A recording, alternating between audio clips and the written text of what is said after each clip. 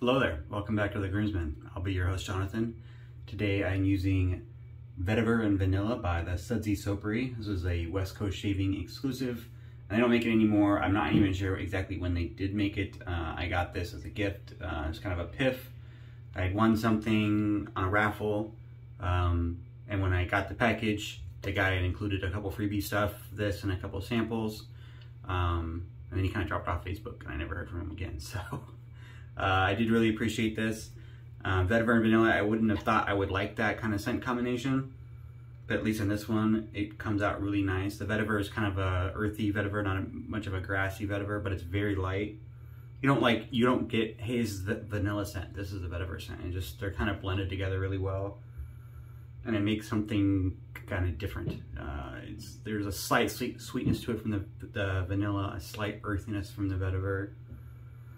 But honestly, when I smell it, I kind of get like some kind of weird scent memory from the kitchen and baking. I'm not exactly sure what. Maybe it has something to do with the vanilla. Maybe something kind of marshmallowy. I don't know. It smells nice though. I like it. I'm not sure if they've changed their base since this one came out, because this one isn't even available and I can't find any real info on it online because it's not stocked anymore. But it's got tallow, palm oil, coconut oil, castor oil, cocoa butter, vegetable glycerin, honey, beeswax, lanolin, and aloe leaf, along with obviously essential oils for the scent, stearic acid, and lye. I got it all lathered up here with my Paladin. This is the Jack Holler Halloween edition, also in the center raffle. Got this cool little pearlescent sheen to it. There's probably a word for it, but I can't think of what it is off the top of my head. This is cool. It's actually one of the very first expensive brush I ever got. Like I said, won it in a raffle. Before that, I was rocking, El Cheapo brushes. And then, well, I had a medium kind of brush. I still got it. This one right here. It's just a plain white AP Shaveco handle. I think they go for like 10 bucks. And a Maggers SHD knot, which I got off of Marketplace. The girl selling it, I think she got it and then didn't like it. She ended up liking synthetics. So I ended up getting a good deal on it. And then I ended up resetting the knot at least once. And I didn't like it when I first, she set it really deep. So I had like no splay. And it just, all the lather just got stuck inside it. No pass through. I got 1 day growth.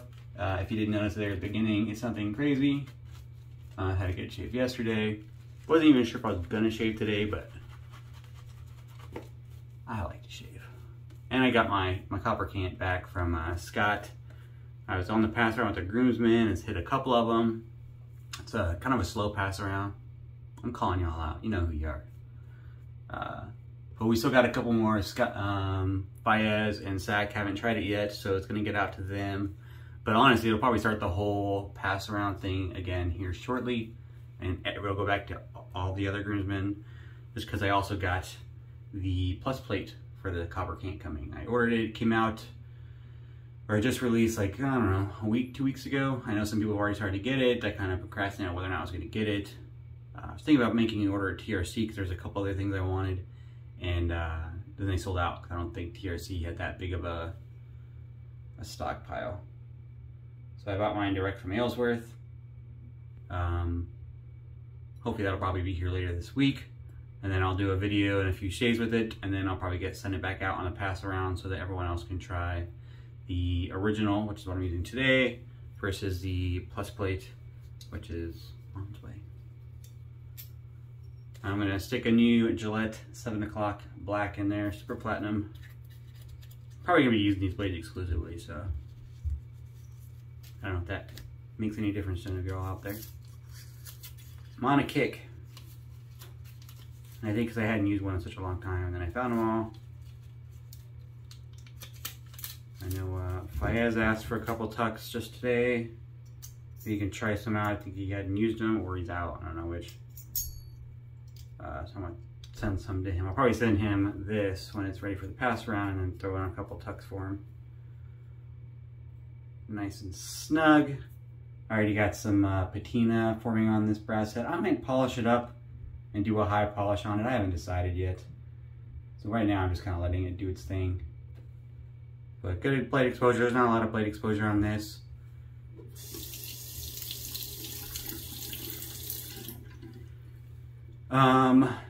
Yeah, neutral blade exposure. When it was first listed, the Kopparkant, it listed it as just positive and didn't give a number. It was like just barely this side of being a neutral blade exposure, which the stainless steel is listed as a neutral.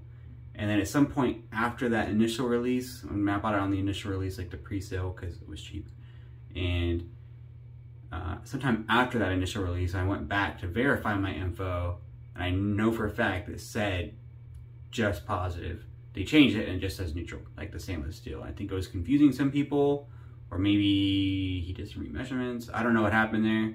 I like the idea of it being just positive. That's how it feels to me, just positive, not a lot positive. Just this side of neutral. Yeah.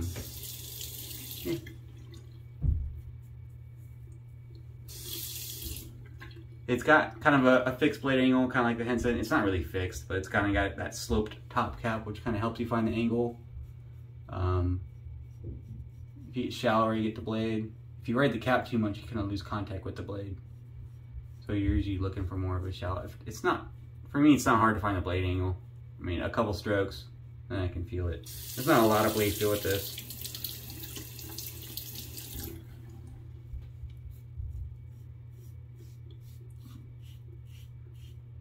Which is fine. I don't like a lot of blade feel. Super smooth though.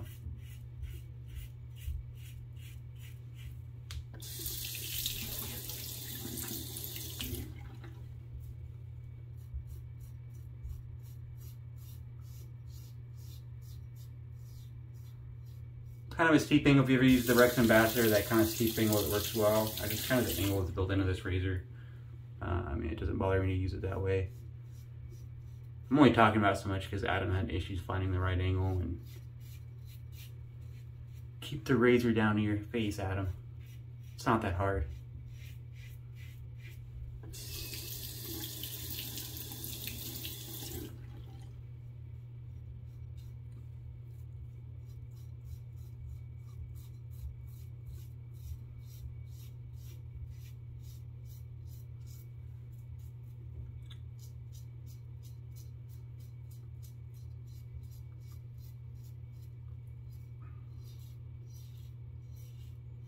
Very smooth. I think it'd be kind of hard to cut yourself with this razor. Probably not impossible because it's a razor blade, but.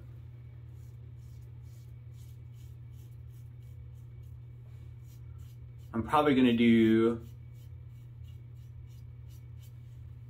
a comparison shave here pretty soon with this and the Overlander. I know I got asked about it once a while back, but then this had already been on the pass around.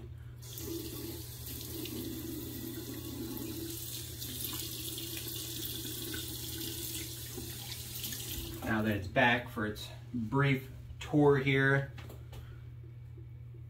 I figure it's a good time to get in that comparison shave at some point this week or weekend. Maybe next week. We'll see how it all plays out.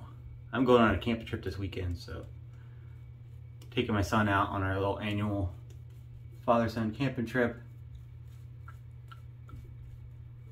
Gonna go up to a lake up on the border, the Canadian border. I'm not going across the border, but the lake itself kind of straddles the border. Go out camping for a few days and fishing and hiking, and should be fun times. If he's not sure. He's 13 now. He's kind of a pain in my ass recently. But he seems to be pretty excited about the camping trip, so.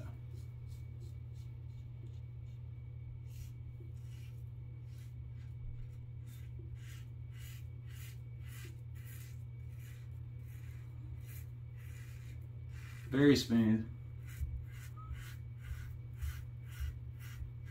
Even against this kind of pass on my neck, which is usually where I get a lot of catching or stuttering or a little too high.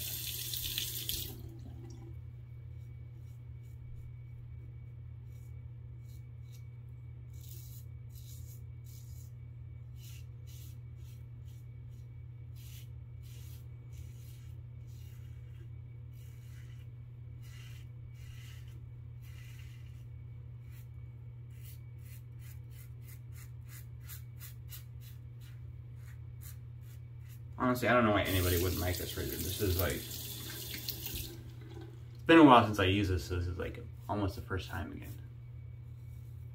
I had it for, I don't know, not that long, but I was excited about how well it performed. So I sent it out to my friends.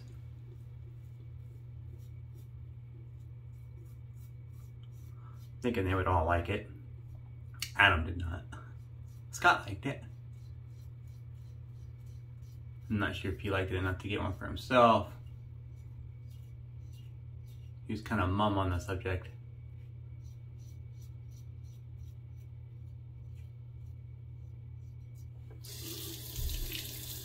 But I love this razor.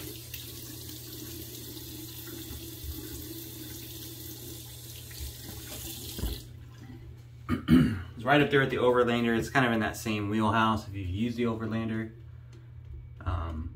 Super, it's efficient. And I'll let you know obviously at the end of the shave how efficient it is. It's very, very smooth, which I like. It doesn't have a lot of blade feel, which I kind of like. I don't mind some blade feel. I like to, you know, feel and know that the blade is actually working. But I'm not one for like, when I use the Ambassador, I use it really low. I don't use it on like settings 6.5 or whatever and wide open. I don't do that with any of the razors. I'm not big into blade feel.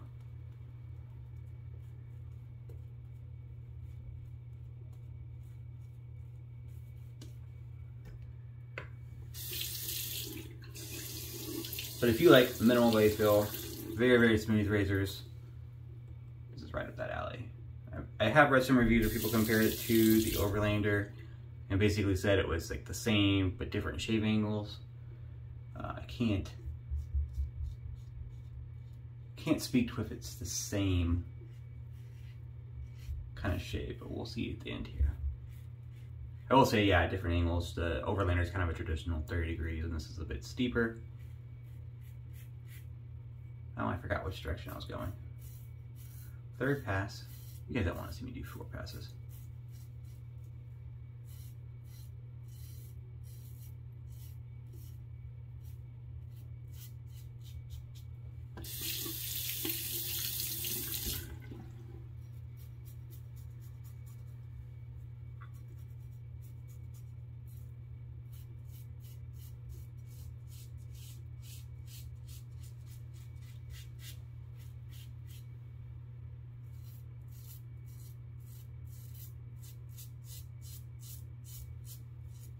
So far, very smooth against the grain.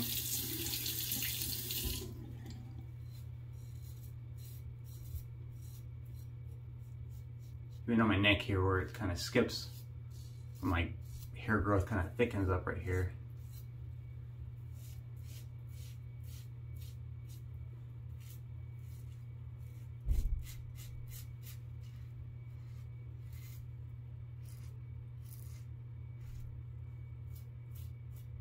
I don't know. If you force me to say right now which I like better, the Overlander or this, I feel like, you know, it hasn't been that long since I used the Overlander. You know, last week at some point. Oh, I did it again. I think this might be a little smoother than the Overlander.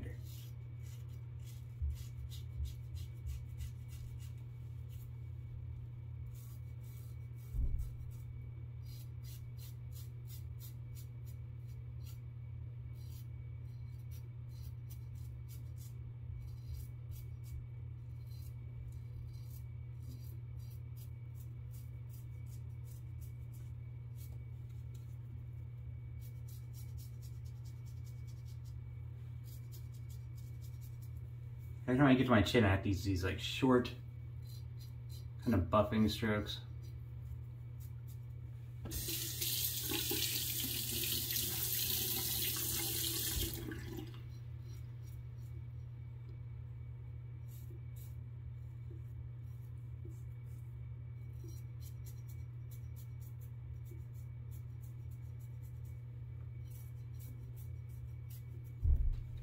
Anyways, 3 passes.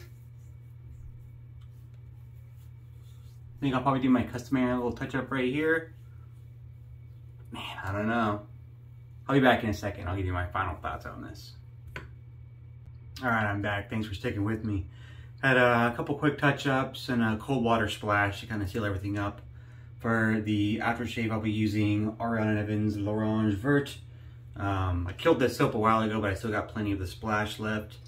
I think the splash I got in the soap was when Kaizen got first released. It was actually the very first like unused brand new set from an artisan that I bought myself way back in the day. But I still got some of the splash. I don't know how I ended up with killing the soap but still having a bunch of the splash left. I have like 40% of a bottle here. And I always feel like I kind of go heavy on the splash too.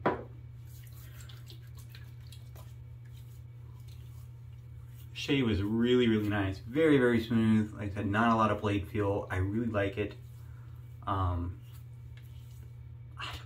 It's going to be close between this and the Overlander. I really... maybe the Overlander was a little bit more efficient. There's like a little patch here that I missed. I could probably get it with like, you know, a little couple brushes, but a little patch here.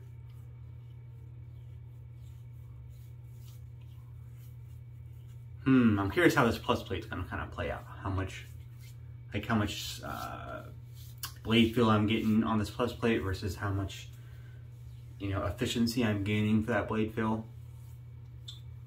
This is pretty smooth. I mean, it's so easy to use. Like I didn't get any cuts, no nicks. Even on my chin, which I've been like nicking almost every shave since I shaved my chin off. It's just a really great shape. I love the Kopparkant. I think it looks awesome. I think Alsworth makes some really cool designs on their razors. I dig the copper, or the brass version. The stainless steel looks really nice as well. I don't know, I just like the lines on the handle a little bit more on the brass for whatever reason. No big deal.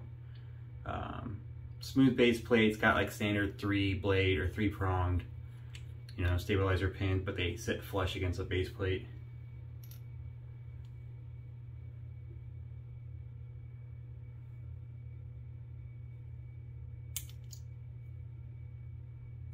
Anyways, highly recommend. I do like the Kopparkant and Alsworth. Definitely recommend you try them out. And stay tuned for that battle of the blades, the Overlander versus the Kopparkant, and then the Kopparkant Plus coming out here pretty soon. Hopefully I should get it by the end of the week, I think. But thanks for tuning in, and I'll see you next time.